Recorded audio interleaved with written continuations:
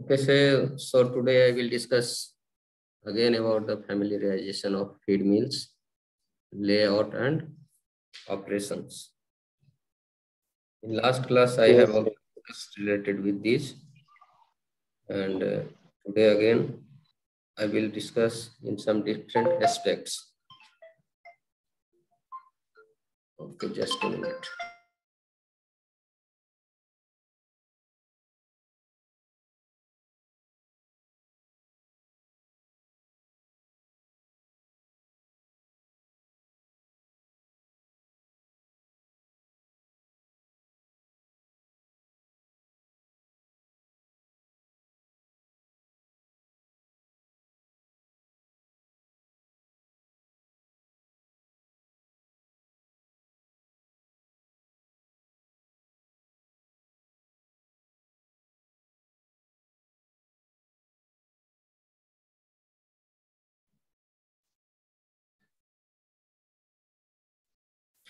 Okay, so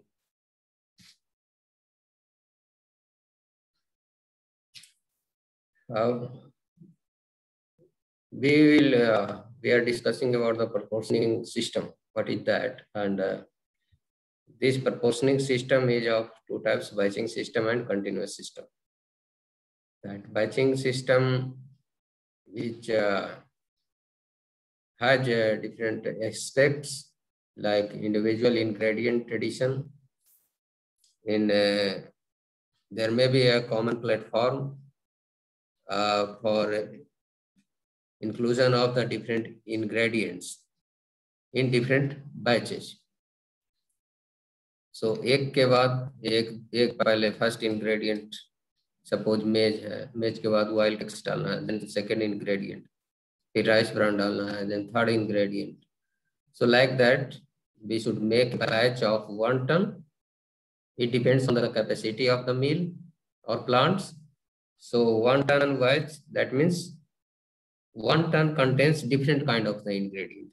So make one batch as a whole, and then we can place the ingredient simultaneously one by one.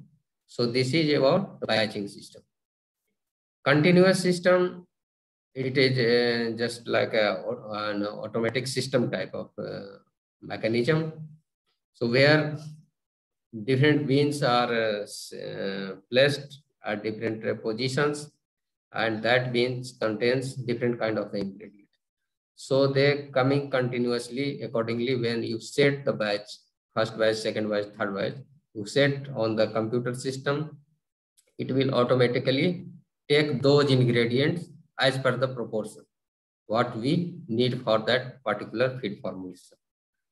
So this is the difference between two system, batching system and continuous system. Batching system, the capacity which must be fast to keep up with the mixture cycle time.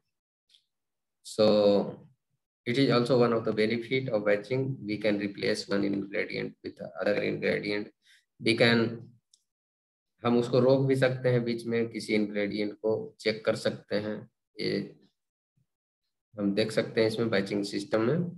And multiple scale hopper लगा रहता है जिसमें कि हम ingredient को डालते हैं. यहाँ पे आप फोटोग्राफ देख सकते हैं. You can see here that the ground grains यहाँ पे डालेंगे, मेजर इंग्रेडिएंट यहाँ पे डालेंगे, डिफरेंट हॉपर्स लगा हुआ है.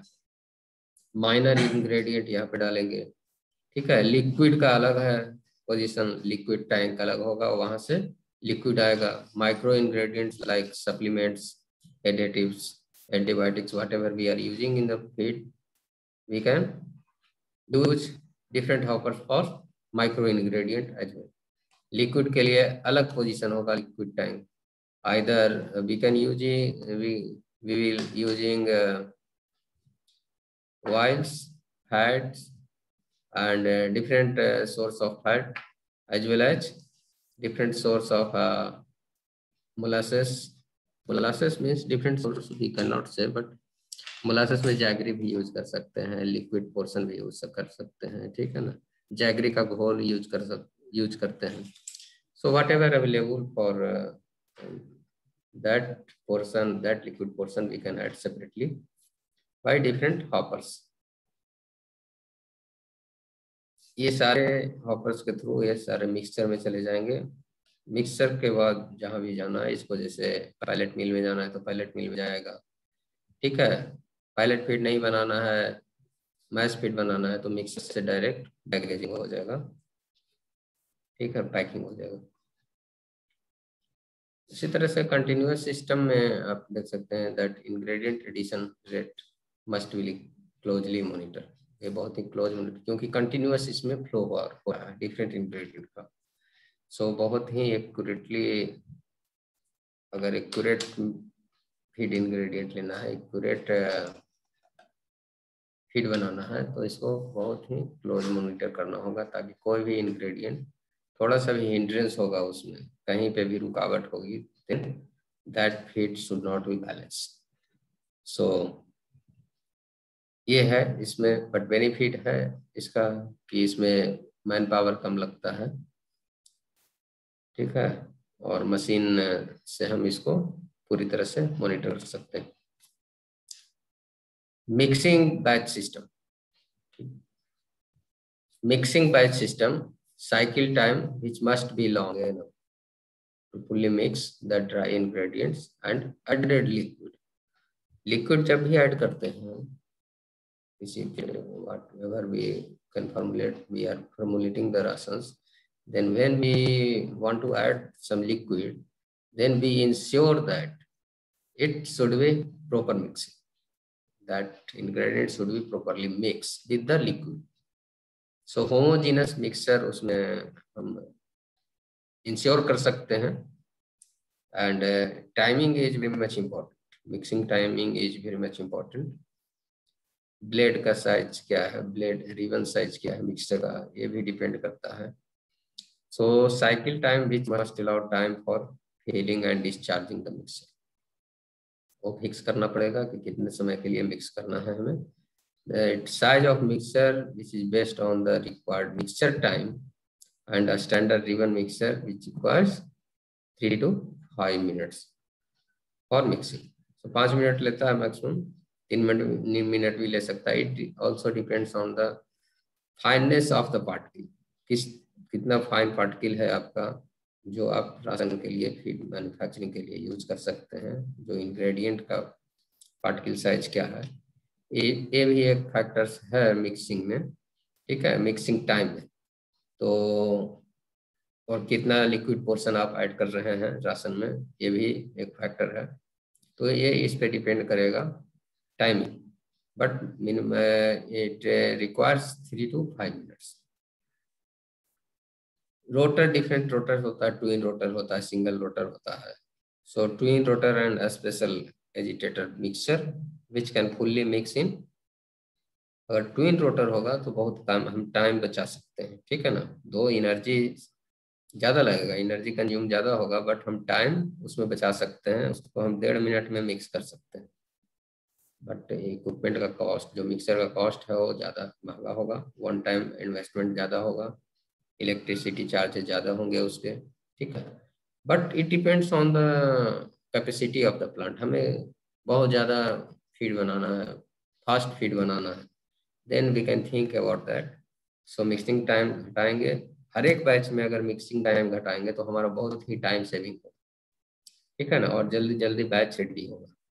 सो बड़े बड़े प्लांट में ये सब बड़े बड़े मिक्सर लगे रहते हैं ट्विन रोटर साइज, बट छोटा प्लांट है वहाँ पे वैसा कुछ ये नहीं है, हम थोड़ा सा टाइम ले सकते हैं।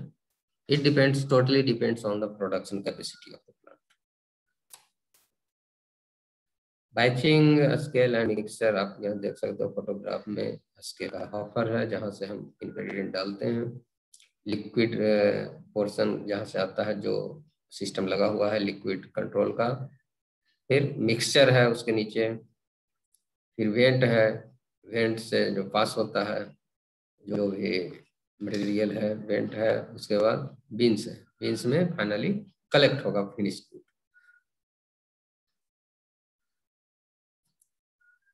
ये है, देखो ये आप देख सकते हैं इसको, ये this is a twin rotor mixer photograph. And mixture हो गया, इंटरपेंट हो गया एंड सर्ज बीन हो गया। बीन्स मतलब कि मिक्सिंग के बाद वहाँ पे स्टोर होगा बीन्स में फीड। उसके बाद एक आउटलेट होगा जहाँ से फीड हम बाहर निकाल सकते हैं। Then this is a very important slides like pelleting system. आप देख सकते हैं फोटोग्राफ में प्लेटिंग सिस्टम कैसा होता है। And capacity of the plating system which dependent on the horse power of the pilot motor. कितना हॉर्स पावर का होगा, कितना हॉर्स पावर का जरूरत है। सो जैसे जैसे हॉर्स पावर बढ़ेगा प्लेट का कैपेसिटी बढ़ेगा, साइमल्टेनियसली कॉस्ट भी उस मशीन का बढ़ेगा।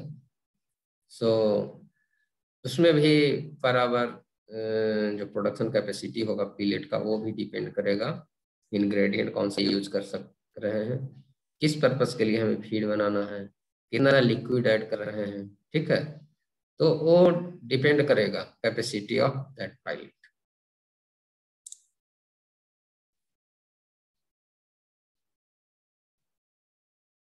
हॉरिजॉन्टल कूलर पायलट के बाद कूलर एक होता है जहाँ पे actually pelleting is agglomerated heat where the steam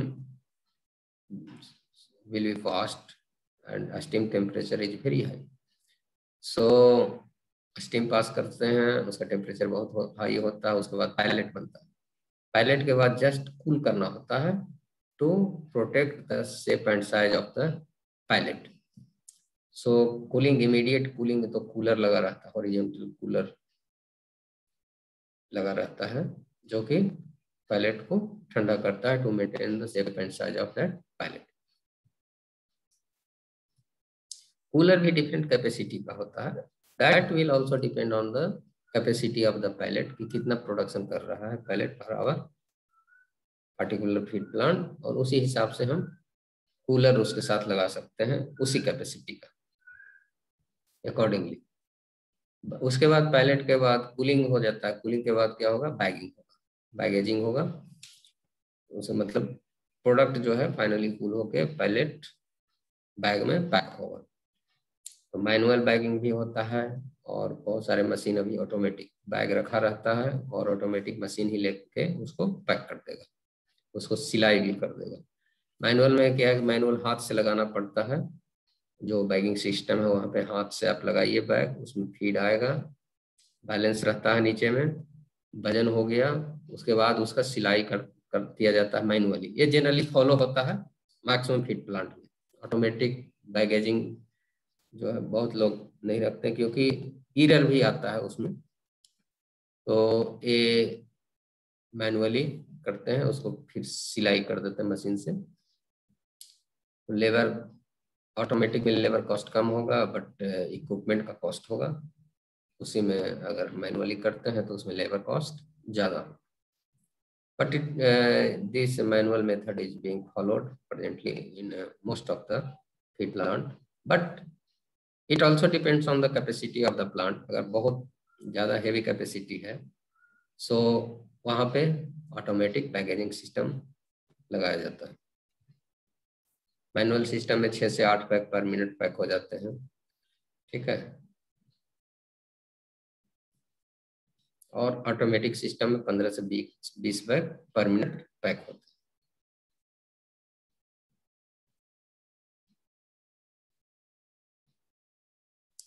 And packaging system, the capacity of packaging system which is based on the amount to be packed and time allotted for that. A minimum 2 supply bins it should be placed above the packaging system ताकि एक beans में जो रखा हुआ वो एक बार में pack हो गया। साइमल्टेनियसली जो पायलट यूनिट से आया कूलर में गया वो साइमल्टेनियसली दूसरे बीन्स में भी प्लेस हो गया। तो इससे क्या है कि हम टाइम सेविंग कर सकते हैं। अगर 2 bins storage bins finish product के लिए अवेलेबल है वहां पे, that will be better to save the time.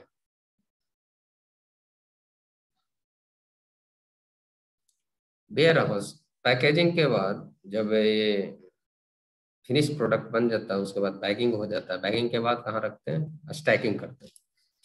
तो स्टैक कहाँ करते हैं? वेयर हाउस में, जहाँ पे सामान स्टोर किया जाता है उसको बोलते हैं वेयर हाउस। तो वेयर हाउस में एडिक्वेट स्पेस होना चाहिए, प्रॉपर मूवमेंट का स्पेस होना चाहिए, वहाँ पे गाड़ी भी आ जा सके, या फिर थोड़ा भी हिंड्रेंस नहीं होना चाहिए। हिंड्रेंस होगा उसमें अब कुछ आने जाने में दिक्कत होगी, तो फिर टाइम हम सेव नहीं कर पाएंगे एंड ज़्यादा टाइम हमारा वेस्ट होगा। सो बड़ा होना चाहिए वेयर हाउस हमेशा, और फ्री मूवमेंट होना चाहिए वहाँ, या तो व्हीकल का फ्री मूवमेंट हो, मैन का फ्री मूवमेंट हो, जो भी मैन पावर है उसका फ्री मूवमेंट हो। ठीक है, तो वेयर हाउस इस तरह से बनाया जाए, और स्टैकिंग डिफरेंट बैच को अलग अलग हम उसको रखने का जो है स्पेस अवेलेबल होना चाहिए।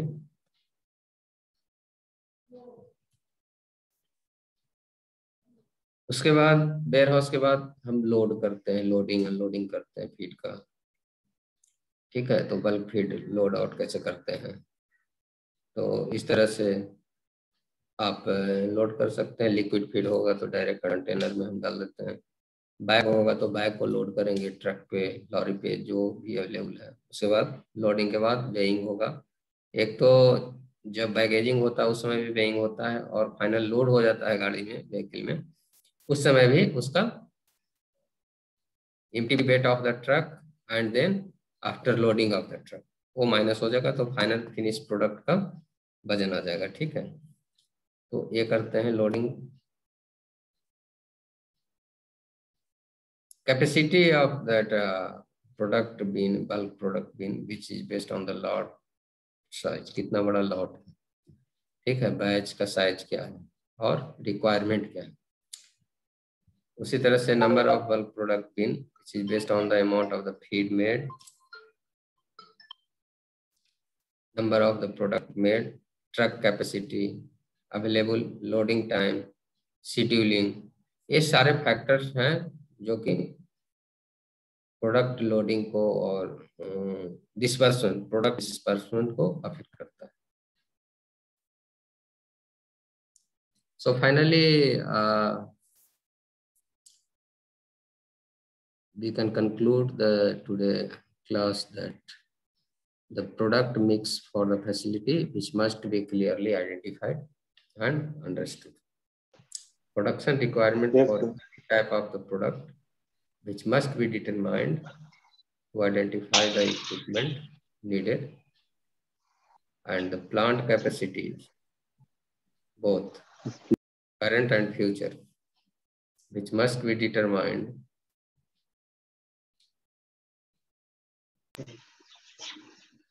Yes, sir.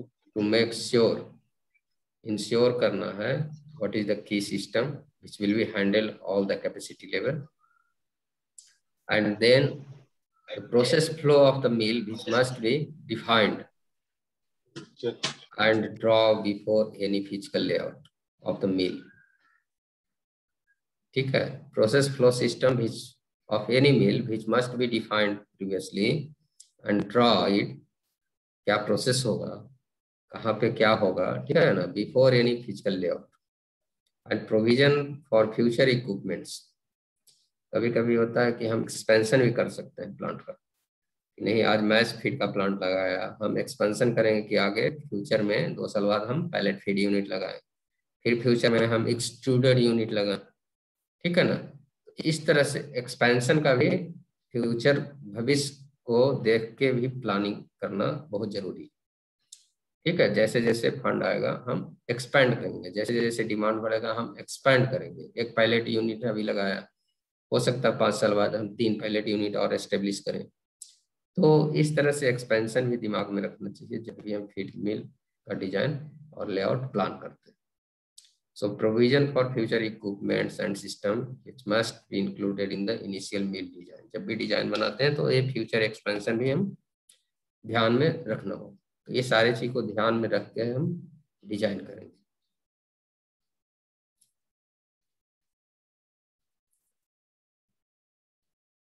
So this is about the today class.